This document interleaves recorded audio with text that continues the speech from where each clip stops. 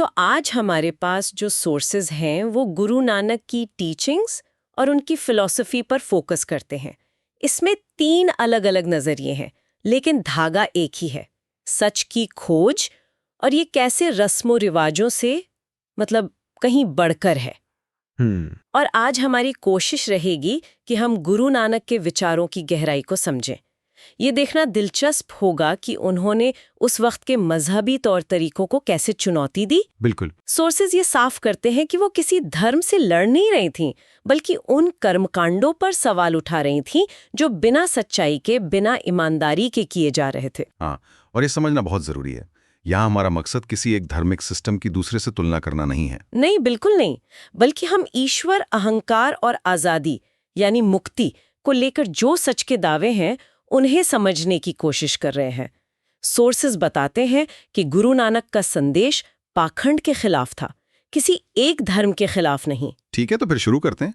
हम पहले गुरु नानक के कोर प्रिंसिपल्स से बात शुरू करेंगे जी। फिर देखेंगे कि उनकी शिक्षाएं उस दौर के रस्मों रिवाज वाले धर्मों से कैसे अलग थीं, और आखिर में उनके दर्शन की इस्लामी एकेश्वरवाद के साथ एक बहुत ही गहरी वैचारिक तुलना करेंगे जो हमारे सोर्सेज में दी गई है। तो सबसे पहले और सबसे बुनियादी सवाल पे आते हैं। गुरु नानक की पूरी सोच का जो केंद्र है वो है एक ओंकार। ये शब्द सुनने में बहुत सरल लगता है, लेकिन उस समय के हिसाब से ये कितना रैडिकल, कितना क्रांतिकारी था। ये बहुत बड़ा सवाल है। एक ओंकार का मतलब है सच्चाई या बनाने वाला एक है। आज हमें ये बात सीधी लग सकती है। हाँ, बिल्कुल। लेकिन 15वीं सदी के भारत के संदर्भ में सोचिए। उस समय समाज बहुदेववाद यानी कई देवी देवताओं की पूजा और मूर्ति पूजा में डूबा हुआ था। सही है। ईश्वर को मंदिरों, मूर्तियों और खास जगहों में सीमित माना जाता था। ऐसे में गुरु नानक का ये कहना कि वो एक शक्ति निराकार है, उसका कोई रूप रंग नहीं, कोई आकार नहीं, हाँ, वो समय से परे है, जन्म मृत्यु के चक्कर में नहीं आती, ये अपने आप में एक धमाका था। मतलब ये कि ईश्वर तक पहुंचने के लिए किसी मूर्ति, मंदिर या किसी पुजारी की जरूरत नहीं है। बिल्कुल, यही उनका सबसे बड़ा संदेश था कि वो एक शक्ति हर जगह है, हर इंसान के अंदर है। उसे पाने के लिए किसी बिचौलिए या इंस्टीट्यूशन की जरूरत नहीं। ये विचार सीधे सीधे उस पुरोहित वर्ग के अधिकार पर चोट करता था जो धर्म के ठेकेदार बने हुए थे।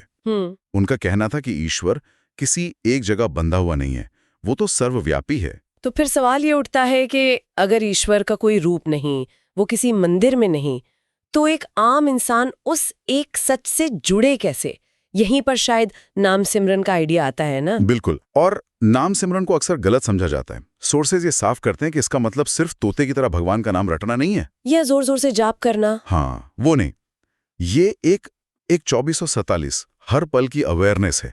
ये उस एक सच का, उस ओंकार का निरंतर सचेत होकर स्मरण करना है, खाते पीते काम करते हर वक्त। अच्छा। इसका असली मकसद है अपने अंदर के अहंकार, जिसे गुरु नानक ने हौमे कहा है, उसे साफ करना। हौमे यानी मैं का भाव। तो क्या ये साधना समाज से दूर जाकर जंगलों में या पहाड़ों पर करनी थी? क्योंकि उस समय तो ज्यादातर आध्यात्मिक लोग ऐसा ही करते थे। और यहीं पे गुरु नानक की सोच एकदम अलग हो जाती है। उन्होंने समाज से भागने या संन्यास लेने का कभी समर्थन नहीं किया। अच्छा। बल्कि उन्होंने सचदी कमाई या किरत करनी पर जोर दिया। यानी एक गृहस्थ का जीवन जीते हुए ईमानदारी से मेहनत करके अपनी रोजी रोटी कमाना। तो आध्यात्मिकता को रोजमर्रा की जिंदगी से जोड़ दिया उन्होंने। बिल्कुल, उनके लिए आध्यात्मिकता और रोजमर्रा की नैतिकता में कोई फर्क नहीं था। आपकी स्पिरिचुअलिटी आपके काम में, आपके परिवार के प्रति आपकी जिम्मेदारी में और आपके समाज के साथ व्यवहार में दिखनी चाहिए। तो इसका मतलब है कि उन्होंने एक बहुत ही प्रैक्टिकल, एक व्यवहारिक रास्ता दिखाया। तो अगर हम इसे समेटें तो हमारे सोर्सेज के मुताबिक उनके जीवन जीने के 3 स्तंभ क्या थे? हाँ, ये 3 स्तंभ उनके दर्शन का निचोड़ हैं, और ये किसी भी रस्म या कर्मकांड की जगह ले सकते हैं। पहला, नाम जपना, जैसा हमने बात की, हर पल उस एक ईश्वर को याद रखना। दूसरा, किरत करनी, ईमानदारी से मेहनत करना। और तीसरा, वंड छकना। वंड छकना मतलब बांटकर खाना। हाँ, जो कमाया है उसे दूसरों के साथ, जरूरतमंदों के साथ बांटकर खाना। ये तीनों मिलकर एक नैतिक और आध्यात्मिक जीवन का पूरा नक्शा तैयार करते हैं। ये तो सिर्फ आध्यात्मिक ही नहीं, एक सामाजिक ब्लूप्रिंट भी लगता है। अगर हर कोई ईमानदारी से कमाए और मिल बांट कर खाए तो समाज में बराबरी तो अपने आप आ जाएगी। बिल्कुल। और इसी सोच का नतीजा था कि उन्होंने जाति व्यवस्था को जड़ से खारिज कर दिया। पूरी तरह से। उन्होंने कहा कि ईश्वर की नज़र में सब बराबर हैं, कोई ऊंचा या नीचा नहीं है। उन्होंने लंगर की प्रथा शुरू की, जहां राजा और रंक, ब्राह्मण और शूद्र सब एक साथ बैठकर भोजन करते थे। ये उस समय के समाज पर एक बहुत बड़ी चोट थी। इतना ही नहीं, उन्होंने महिलाओं को भी आध्यात्मिक रूप से पुरुषों के बराबर माना। उनका वो मशहूर कथन है, जैसा कि सोर्सेज में बताया गया है, सो क्यों मंदा आँखियां, मतलब उससे बुरा क्यों कहें जो राजाओं को जन्म देती है। ये वाकई कमाल है। ये पूरा ढांचा ही अंदर की सच्चाई को बाहर की दुनिया में जीने पर आधारित है। हाँ। और यहीं से मुझे लगता है कि हम उस टकराव को समझ सकते हैं जो उनकी सोच और उस समय के कर्म कांडों के बीच हुआ होगा। हाँ, ये टकराव होना लाजमी था, क्योंकि गुरु नानक किसी एक पूजा पद्धति को बदलने नहीं आए थे। वो पूजा के पीछे की नियत और सोच को बदलने आए थे। तो चलिए इसी को और खोलते हैं। सोर्सेज के आधार पर अगर हम सीधी तुलना करें, जैसे ईश्वर की अवधारणा को ही लें, एक तरफ क्या था और गुरु नानक क्या कह रहे थे? देखिए, एक तरफ ईश्वर की अवधारणा थी जो मूर्तियों, तस्वीरों और पवित्र स्थानों में बटी हुई थी। ईश्वर तक पहुंचने के लिए आपको पुजारी या पंडित की जरूरत थी। एक माध्यम चाहिए था। हाँ। दूसरी तरफ गुरु नानक का एक ओंकार था, एक निराकार सर्वव्यापी ईश्वर, जिसे महसूस करने के लिए आपको सिर्फ अपने अंदर झांकने की जरूरत थी, कोई बिचौलिया नहीं। और पूजा के तरीके में ये फर्क कैसे दिखता था? जमीन आसमान का फर्क था। एक तरफ थीं यांत्रिक प्रार्थनाएं, मंत्रों का बिना समझे उच्चारण और कर्मकांडों की एक लंबी लिस्ट। अच्छा। कितना दान दिया, कितनी बार माला फेरी, इन चीजों को पुण्य का पैमाना माना जाता था। दूसरी तरफ था नाम सिमरन, जहां क्वालिटी मैटर करती थी, क्वांटिटी नहीं। बिल्कुल, जहां कर्मकांड की क्वांटिटी के बजाय चेतना की क्वालिटी पर जोर था। आपका मन कितना साफ है, आपकी नीयत कितनी सच्ची है, ये मायने रखता था। जैसा सोर्सेज में उनका एक सवाल दर्ज है, मन मैला सबु कुछु मैला, तनी धोते मनु अच्छा न होई। मतलब, यदि मन अपवित्र है तो शरीर को धोने या स्नान करने से क्या लाभ? ये तो सीधे सीधे बाहरी दिखावे पर हमला है, और मुझे लगता है कि यही तर्क उन्होंने तीर्थ यात्रा जैसी प्रथाओं पर भी लागू किया होगा। बिल्कुल। उस समय यह माना जाता था कि पवित्र नदियों में नहाने से या पवित्र स्थानों की यात्रा करने से पाप धुल जाते हैं। गुरु नानक ने इस विचार को चुनौती दी। क्या कहा उन्होंने? उन्होंने कहा कि असली तीर्थ तो आपके अंदर है। उनका तर्क था कि अगर आपका मन लालच, झूठ और अहंकार से भरा है तो आप हजारों मील की तीर्थ यात्रा कर लें, उससे क्या हासिल होगा? कुछ भी नहीं। पुण्य तय की गई दूरी से नहीं मिलता, बल्कि इस बात से मिलता है कि आपने अपने अहंकार को कितना कम किया है। तो फिर पवित्रता या शुद्धता का क्या मतलब था उनके लिए? क्योंकि उस समय तो खाने पीने, छुआछूत को लेकर बहुत सारे नियम थे। उन्होंने पवित्रता की पूरी परिभाषा ही बदल दी। उन्होंने बाहरी शुद्धता के नियमों के बजाय हृदय की आंतरिक पवित्रता पर जोर दिया। अच्छा। उनका कहना था कि असली अशुद्धता किसी खास भोजन को खाने से नहीं आती, बल्कि झूठ बोलने, धोखा देने और किसी का हक मारने से आती है। ये नैतिकता को कर्मकांड से कहीं ऊपर रखने वाली बात थी। लेकिन यहाँ एक बहुत दिलचस्प नुआंस है जो हमारे सोर्सेज में सामने आता है। ऐसा लगता है कि गुरु नानक किसी भी प्रथा को सिरे से खत्म नहीं कर रहे थे, बल्कि उसके उद्देश्य पर सवाल उठा रहे थे। क्या ये सही है? ये बिल्कुल सही विश्लेषण है। ये समझना बहुत जरूरी है। वो किसी भी प्रथा के खिलाफ नहीं थे, वो उस प्रथा के पीछे की भावना के खोखलेपन के खिलाफ थे। सोर्स से मिली जो सबसे महत्वपूर्ण जानकारी है वो ये है कि अगर कोई कर्मकांड आपको सच्चाई के करीब लाता है, आपके अंदर विनम्रता पैदा करता है, तो वो ठीक है। लेकिन अगर वो कर्मकांड ही सच्चाई की जगह ले ले, अगर वो सिर्फ एक दिखावा बनकर रह जाए, तो वो पाखंड है और उसे अस्वीकार कर देना चाहिए। मतलब नियत पर जोर था। हाँ, इसीलिए उन्होंने उस समय के हिंदुओं और मुसलमानों दोनों की आलोचना की थी, जब उन्होंने देखा कि लोग न्याय और दया जैसे मूल सिद्धांतों को भूलकर सिर्फ बाहरी रस्मों को निभा रहे हैं। ये एक बहुत बड़ा पॉइंट है, और इसी से हम अपनी चर्चा के तीसरे और शायद सबसे चौंकाने वाले हिस्से पर आते हैं। जी। सोर्सेज में गुरु नानक के एक ओंकार और इस्लाम के मूल मंत्र ला इलाहा इल्लल्लाह के बीच एक वैचारिक तुलना की गई है। ये तुलना धार्मिक व्यवस्थाओं की नहीं, बल्कि सिर्फ इन दो विचारों के मूल सार की है। हाँ, और ये एक बहुत गहरी वैचारिक समानता की तरफ इशारा करता है। हाँ। चलिए दोनों को समझते हैं। एक ओंकार कहता है सत्य एक है।